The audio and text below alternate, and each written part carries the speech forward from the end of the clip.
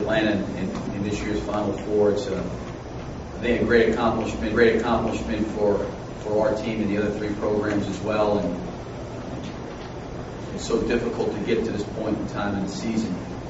And obviously we had of the regional finals, we were playing on the last day on Sunday, so we got back in about 10:30 last night, and we have today off. We're going to take a day off, mandatory. We'll try to get back, tomorrow to get prepared for UCLA.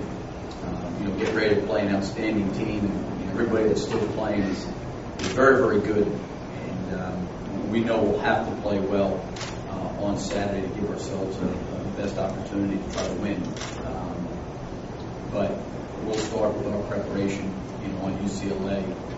Coaches started last night a little bit, all day today, and we'll get together tomorrow with our team and talk in more detail. So I think the biggest thing right now for us is just excited about being part of this in Atlanta.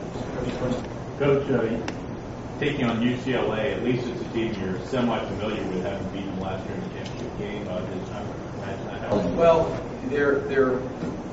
their team is, and like our team, there's some changes, and there's a lot of players that are back from UCLA's team. There's just a lot of players back from they've got Chip, who's a guy that didn't play last year against us.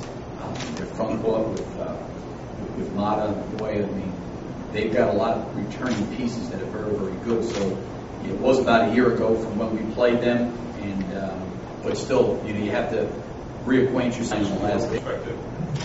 Talk about it. How much more difficult do you think it is to get to a Final Four now than it was 20 years ago when we were playing?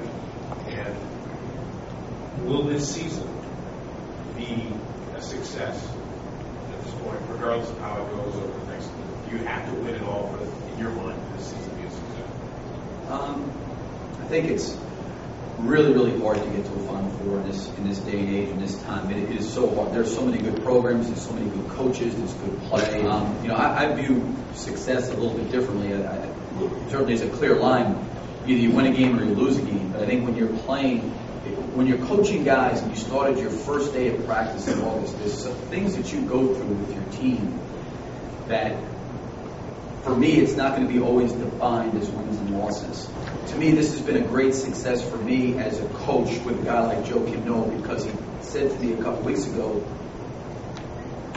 if he did not come back, he would have never learned what he learned about life, about the game of basketball, about having expectations. There's so much that you learn through going today on Sundays.